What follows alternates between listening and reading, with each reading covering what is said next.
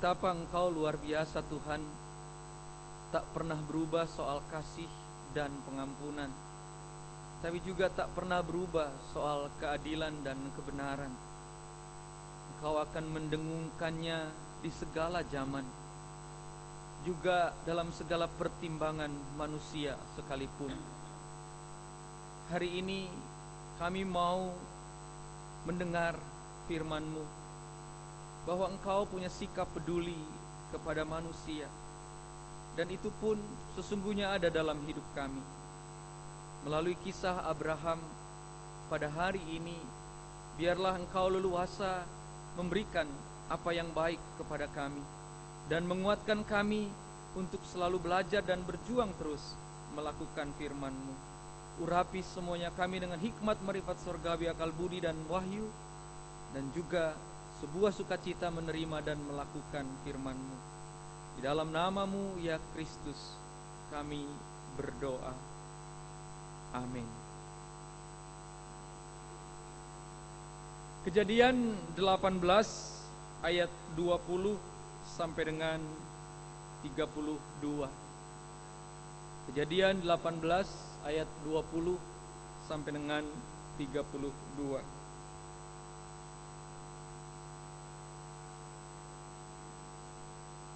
Lembaga Alkitab memberi judul Doa Syafaat Abraham untuk Sodom.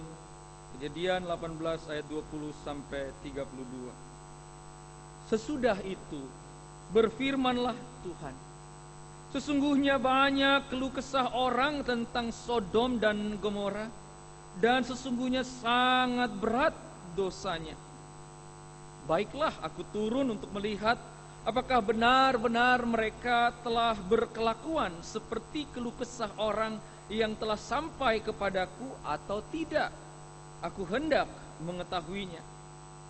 Lalu berpalinglah orang-orang itu dari situ dan berjalan ke Sodom. Tetapi Abraham masih tetap berdiri di hadapan Tuhan.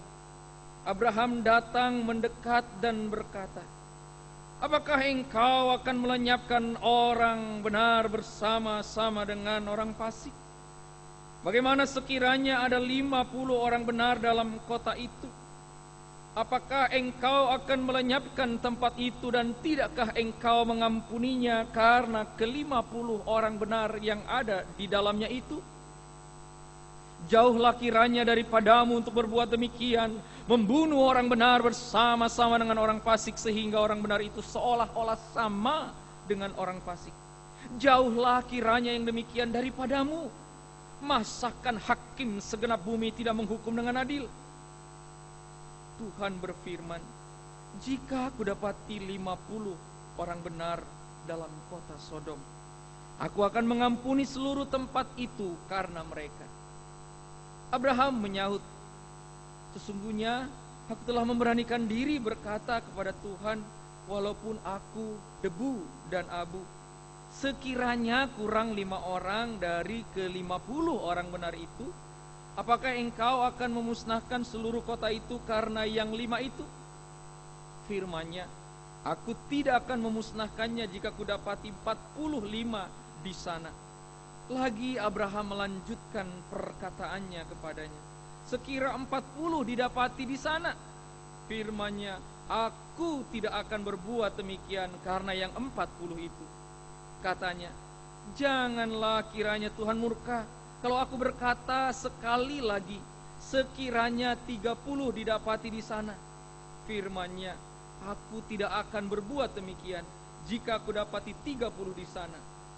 Katanya, sesungguhnya aku telah memberanikan diri berkata kepada Tuhan, sekiranya 20 didapati di sana. Firman-Nya, aku tidak akan memusnahkannya karena yang 20 itu. Katanya, janganlah kiranya Tuhan murka kalau aku berkata lagi sekali ini saja, sekiranya 10 didapati di sana. Firman-Nya, aku tidak akan memusnahkannya karena yang 10 itu. Itulah pembacaan firman Tuhan. Yang berbahagia adalah setiap orang yang mendengar firman Tuhan serta memeliharanya. Haleluya. Haleluya.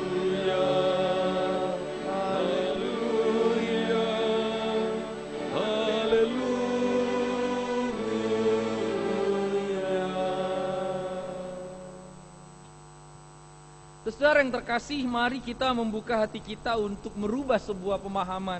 Apakah dosa Sodom itu adalah apa yang kita kenal dengan kata sodomi?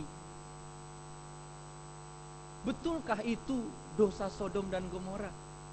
Apakah itu tingkah laku orang Sodom dan Gomora dari raja sampai rakyat? Apakah juga itu menjadi tingkah laku orang-orang yang merantau ke Sodom atau ke Gomora, jadi terkontaminasi dengan masyarakat Gomora atau Sodom? Saudara yang terkasih, apakah memang apa yang disebut bahwa kelakuan orang-orang Sodom dan Gomora itu sungguh berat dosanya karena dosa yang disebut sodomi itu? Atau dalam bahasa tegas, orang-orang homoseksual dan orang-orang yang melakukan tindakan-tindakan seks yang tidak pas. Saudara, rasanya tidak adil kalau hanya menggunakan pikiran kita lalu membombardir kota Sodom sebagai kota perzinahan. Sama seperti kita membombardir Maria Magdalena yang berasal dari Magdala, kota pelacuran. Saudara, dalam beberapa teks, baik Yeskiel, baik Amos, baik Yeremia, Sodom digambarkan bukanlah seperti yang selama ini kita dengar. Memang bisa saja terjadi perzinahan dalam arti menyembah ilah-ilah lain. Yang kedua, dikatakan Sodom digambarkan untuk menjelaskan orang-orang yang congkak. Sodom juga digambarkan sebagai orang-orang yang menunjukkan bahwa dia tidak adil pada sesamanya. Mungkin sulit untuk mengubah itu. Sama juga ketika kita meminta dan melihat serta menggali Yunus yang diutus ke Niniwe. Sama, kalimatnya juga berat dosanya. Tapi apakah sama dengan Sodom? Juga beda. Saudara, yang ingin dikatakan betapa berat dosanya adalah ketika setiap orang yang menjadi penduduk Sodom dan Gomora itu sudah tidak dapat memutuskan apa yang baik. Dan tentu hati yang paling sedih adalah Tuhan sendiri.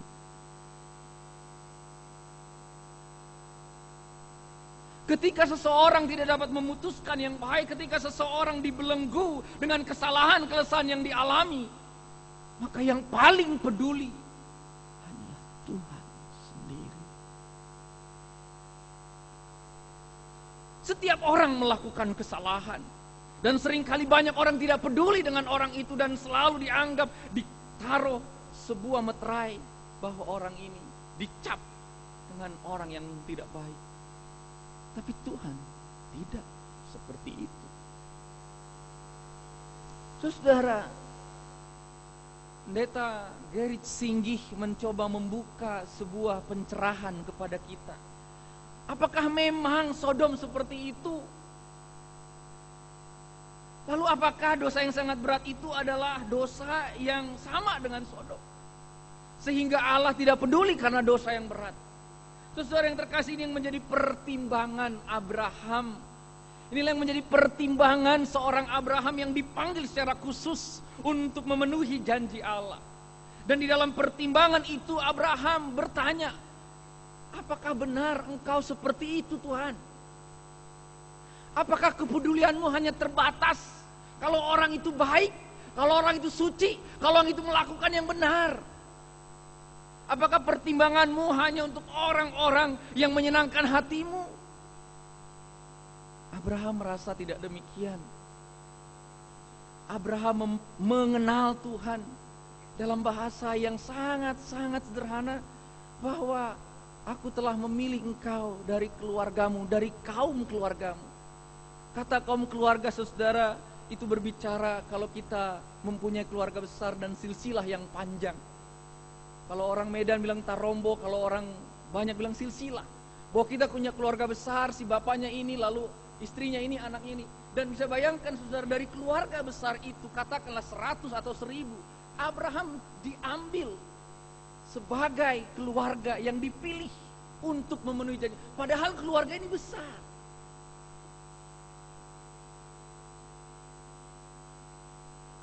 Dan dalam keyakinan itulah Abraham berani ikut juga mempertimbangkan. Amsal mengatakan, pertimbangan datang dari manusia, keputusan di tangan Tuhan. Pertimbangan inilah yang coba ditawarkan Abraham. Saudara, kenapa sampai Abraham berani mempertimbangkan? Pertama-tama, coba kita rasakan perasaan Tuhan ketika ngomong gini, walaupun tidak terlihat perasaan Tuhan seperti apa. Tetapi dia katakan, baiklah aku turun untuk melihat. Apakah benar-benar orang yang telah menyampaikan keluh kesah itu betul? Saudara, barangkali kita aneh, kan Tuhan Maha tahu Pak Pendeta. Harusnya tahu dosa Sodom itu. Tapi inilah Tuhan, saudara. Dia tidak pernah segera menuduh seperti kita segera menuduh seseorang. Walaupun mungkin dia Maha tahu tentang kehidupan ini. Dia sepertinya betul-betul ingin melihat bahwa apakah memang sejahat itu manusia yang kuciptakan.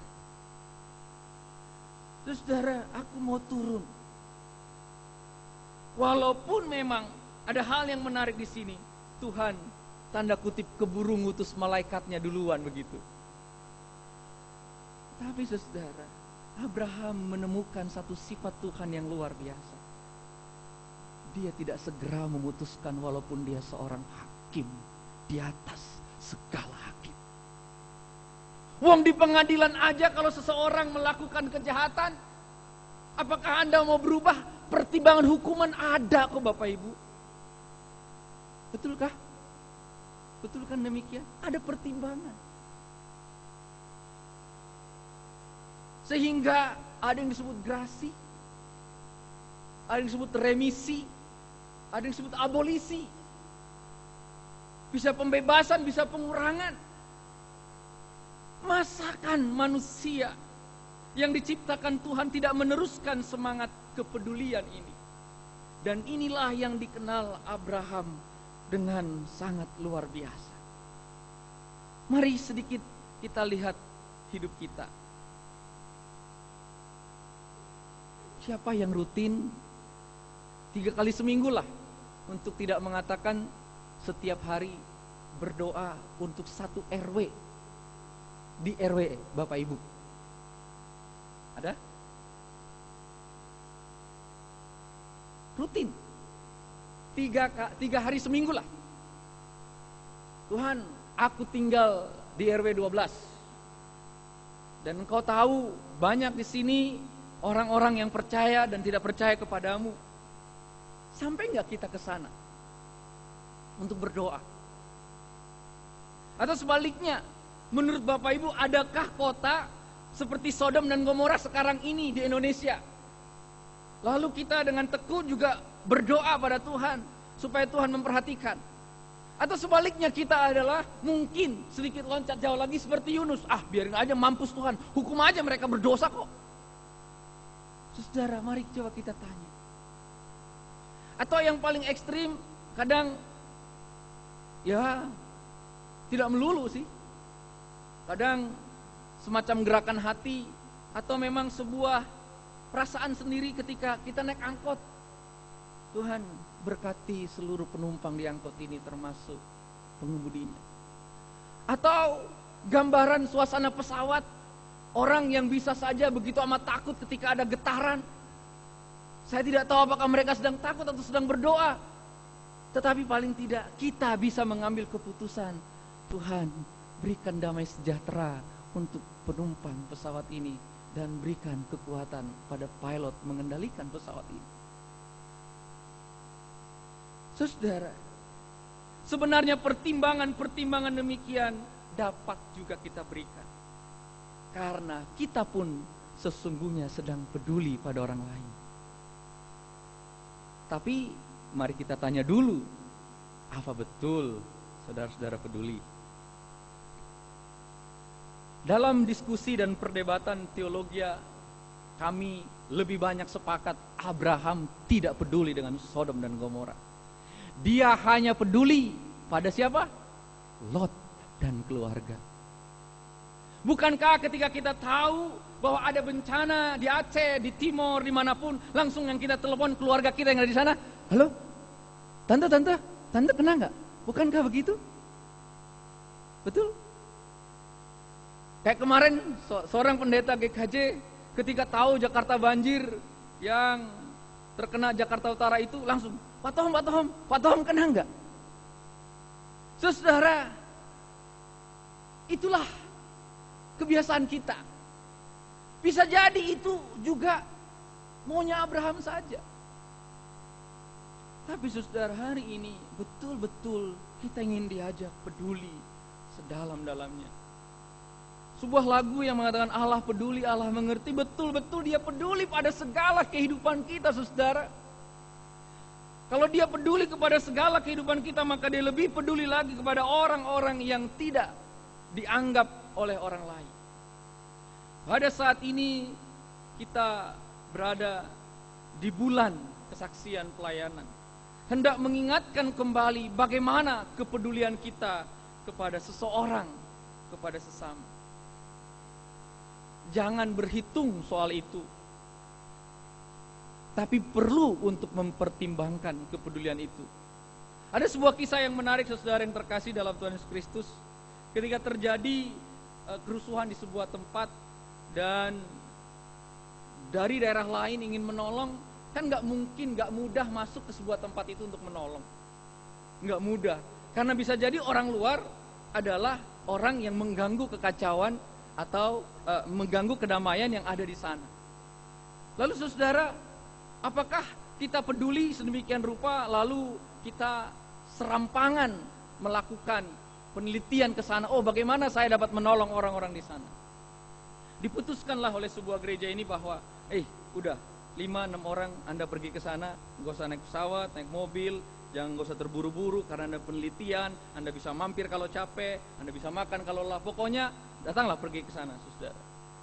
Tapi saudara, yang menarik adalah dalam perjalanan mereka bergumul. Betul gak sih kita ke sana? Padahal sudah diputuskan bahwa saya peduli. Betul enggak ke sana? Betul enggak? Karena di sana soal kerusuhan, di sana soal cekcok, soal kekacauan. Apakah kita akan berikutnya menjadi korban-korban? Saudara, tantangan untuk boleh peduli pada orang lain sebenarnya tidak pernah datang dari luar. Tidak pernah. Kalau saya katakan tidak pernah dan kalau saya katakan pernah, mungkin 99% soal peduli tantangannya pada diri kita sendiri. Karena orang yang peduli sebenarnya siap menembus tembok apapun yang menghalangi dia. Saya terinspirasi dari kisah seorang anggota jemaat yang menyaksikan Kick Andy beberapa hari ini. Ketika seorang ibu rela menolong siapapun, membantu siapapun, tanpa melihat apakah dia Kristen, Islam, Hindu, Buddha, tidak dilihat. Apakah dia Jawa, Tionghoa, Batak, Timor, Ambon, dia tidak lihat. Tetapi yang dia lihat adalah bahwa saya rindu orang-orang damai. Yang menarik di situ, dia juga rela dengan segala kebutuhan, dengan segala yang dia punya, dia meminta supaya masjid dibersihkan, gereja dibersihkan, pura dibersihkan, tempat-tempat ibadah bersih, supaya orang yang datang juga enak, lega datang ke rumah ibadah. Kepedulian, keputusannya di kita, bukan di orang lain. Walaupun GKI Kebaruan Baru sedang berjuang untuk selalu mengingatkan kepedulian ini, tetapi tetap saja kita sebagai gereja tidak dapat mempengaruhi Bapak Ibu secara langsung untuk Bapak Ibu peduli. Apakah supaya lebih mantap kita bikin tahun Kespel? Supaya kita semakin peduli. Terbukti dari tahun ke tahun anggaran Kespel jauh lebih kecil dibandingkan anggaran lain. Baik ranah jemaat, baik ranah klasis, baik ranah sinwil maupun ranah sinode. Apa sebenarnya yang membuat seorang tidak peduli? Apa yang menghambat seseorang tidak peduli? Sebuah rumus psikologi mengatakan, kalau dia tidak pernah dipedulikan, cenderung tidak mempedulikan orang lain. Tapi mari kita tanya kepada diri kita sendiri, apakah Tuhan tidak peduli pada Bapak Ibu? Kemarin wilayah 11 dan Gunung Sindur PA Bahan Hosea, mereka semua kaget karena saya bukan bahas pengantar yang ada di warta atau yang dikopi oleh mereka. Tapi yang pertama saya tanya adalah, bagaimana perasaan Bapak Ibu membaca kitab ini? Kaget semua. Ada yang bilang aneh, bingung. Yang lebih kaget lagi, sekarang Bapak Ibu ganti nama Efraim, nama Israel, nama mereka dengan nama Bapak Ibu sendiri. Akhirnya muncul perasaannya. Kadang egois ya manusia ya. Waktu baca itu namanya baru kita, oh iya. Karena yang disebut di situ Efraim, Israel. Sekarang bisa bayangkan di situ adalah kita, Sodom dan Gomoranya, yang akan dihukum. Saya yakin Bapak Ibu mulai muncul perasaan yang lain. Oh iya ya, seandainya terjadi pada saya. Saudara yang terkasih, halangan untuk peduli pertama-tama egois. Kita mementingkan diri sendiri. Kita tidak akan pernah berpikir lebih dalam kalau itu tidak pernah terjadi dengan saya dan tidak pernah terjadi dengan orang-orang yang saya kasih, yang saya kenal sekalipun. Tapi ketika bencana itu pada kita datang, kita mengatakan, hei orang-orang liatin gue dong, peduli dong sama gue. Tapi ketika orang mengalami, kita tutup mata. Bahkan membutakan mata kita sendiri. Saudara yang terkasih, yang lebih tajam lagi adalah sesungguhnya barangkali kita adalah orang yang menggerutu dan mengeluh. Tuhan tidak pernah peduli sama saya, Pak Pendeta. Bagaimana saya memedulikan orang lain? Atau dalam bahasa yang sering terjadi adalah, Pak Pendeta gimana saya nolong dia, orang saya aja bermasalah. Bagaimana saya bisa bantu keuangan, orang saya aja kurang uang. Bagaimana saya bisa membantu dia, orang saya saja nggak bisa bantu keluarga sendiri. Saudara yang terkasih, halangan itu hanya dapat kita atasi ketika kita berkata demikian, Tuhan, Engkau peduli sama saya. Bapak Ibu, saya ingin katakan dan ingin mengulang lagi bahwa Tuhan itu peduli sama Bapak Ibu. Saya selalu ingin menangis ketika penulis-penulis mengatakan, satu helai rambutmu jatuh tohom, Tuhan tahu. Tahu. Satu helai. Satu gelas air matamu tohom, Tuhan tahu nilainya. Tahu. Waktu satu bagian dari jantungmu tersumbat dan rasanya sesak, Tuhan tahu. Waktu sumsum belakang ini mulai nyeri sebagian, mungkin tulang ke-7 atau ke-8, Tuhan tahu, saudara. Tuhan peduli sama kita semua. Tuhan tidak pernah memilih peduli hanya pada penatua, pada pendeta, pada paduan suara. Tidak. Dia peduli sama kita semua. Termasuk orang yang tidak percaya, orang menghujat dia, Tuhan peduli. Dia sangat peduli. Detail, kepeduliannya detail, saudara. Ini sebuah kisah inspiratif. Walaupun rasanya kok khotbahnya itu kisah inspiratifnya sama Pak Tohom. Ya maaflah bagi Bapak Ibu yang hadir PR Rebo. Salah satu contoh kepedulian Tuhan yang luar biasa, saudara. Yang udah, jangan jawab ya, yang udah pernah denger ini. Saya ingin tanya pada Bapak Ibu, warna kulit beruang kutub itu warna apa? Beruang kutub warna kulitnya warna apa? Yang udah dijelasin nggak boleh jawab ya, karena udah 2 kali ada 2 komunitas dan sebuah gereja 3 kebaktian sudah jelasin. Warna apa Bapak Ibu? Warna apa? Hitam. Beruang kutub hitam, putih. Bapak Ibu lebih sering kelihatan beruang kutub warnanya putih kan? Tapi sesungguhnya saudara, saking pedulinya Tuhan, bagaimana orang bisa hidup di kutub, bagaimana hewan bisa di kutub hidup. Tuhan ciptakan beruang kutub dengan warna kulit transparan.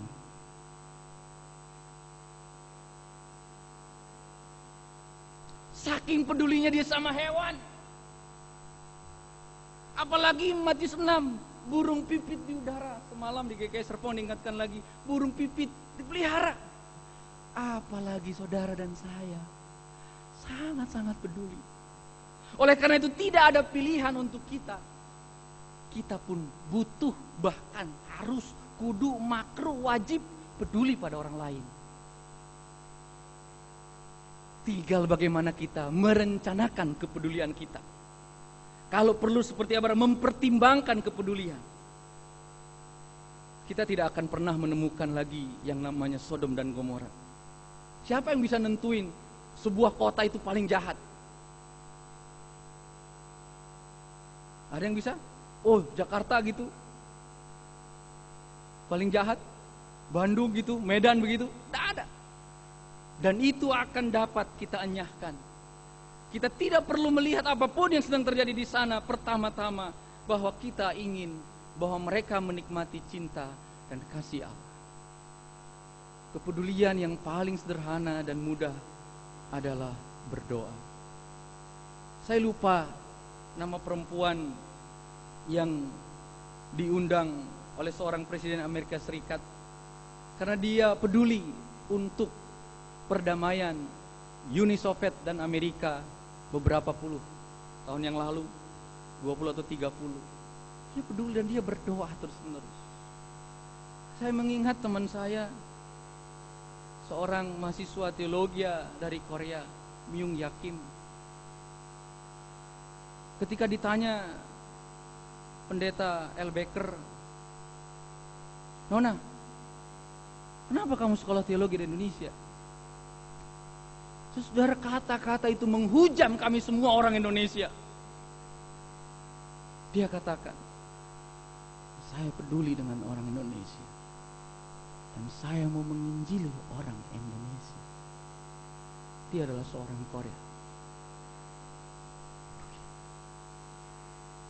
Saudara-saudara yang terkasih, setelah bulan Kespel ini, karena tinggal beberapa hari lagi secara bulan dan tanggal, coba tulis kepada siapa saudara ingin peduli dalam waktu-waktu ke depan. Siapa yang ingin saudara perhatikan khusus, lalu berdoa untuk dia rutin. Bahkan apa yang ada dan bisa kita beri untuk dia, doakan. Coba buat daftar-daftar itu. Sebuah persekutuan mahasiswa di Bandung kaget ketika seorang embok yang melayani mereka cuci piring, cuci baju, menjemur mahasiswa-mahasiswa di Bandung itu, karena dia juga harus nyiapin makanan dan konsumsi saat ada ibadah. Dia dengar rupanya lagu-lagu, dia dengar puji-pujian, dia dengar khotbah-khotbah. Ya, namanya persekutuan mahasiswa, energik, punya semangat, kalau perlu mengabarkan Injil kemana-mana, itu pun didengar. Dan rupanya tanpa diketahui oleh mahasiswa ini, dia mulai cinta sama Tuhan Yesus. Mulai cinta.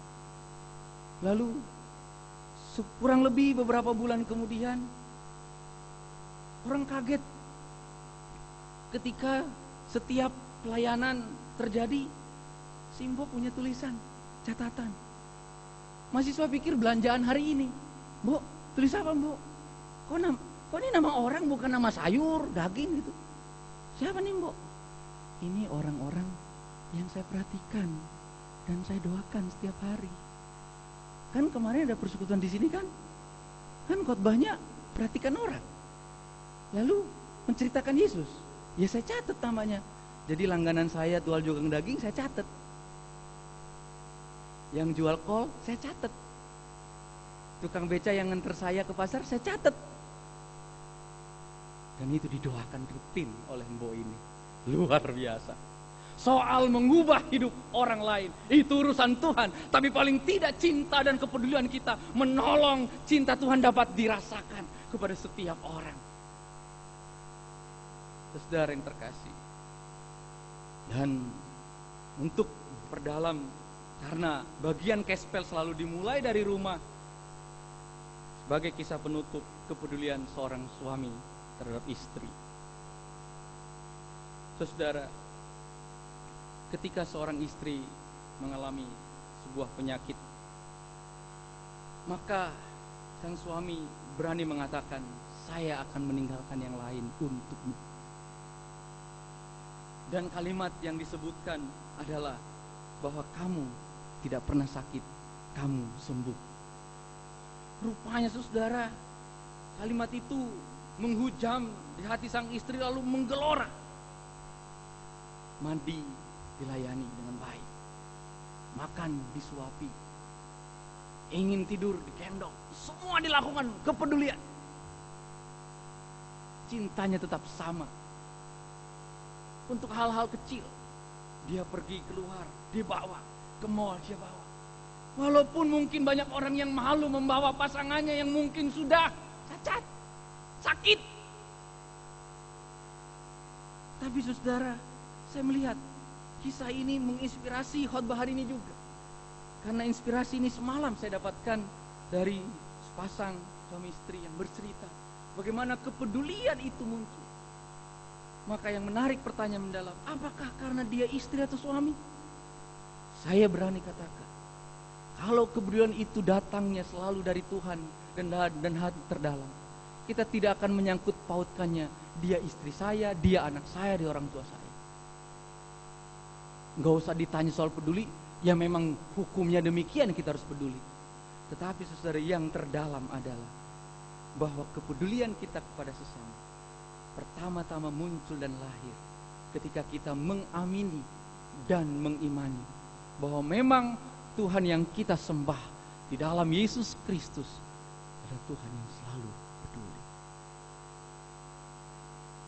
Allah mengerti, Allah peduli segala persoalan yang kita hadapi. Saudara, saatnya kita bergandengan tangan untuk saling peduli. Sapalah setiap orang, berpikirlah tentang orang lain, rasakanlah tentang orang lain dalam semangat peduli.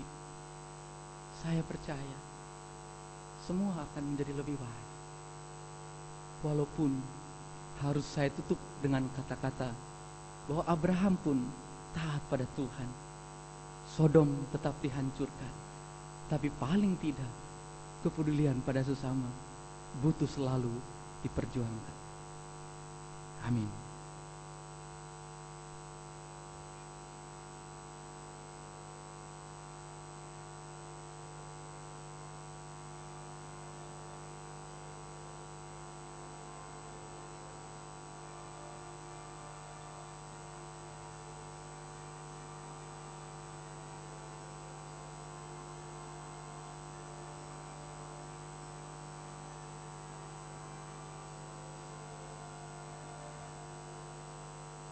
Paduan suara GKI Kebayoran Baru wilayah 7 akan menaikkan pujian berjudul Ku Kan Tetap Beriman.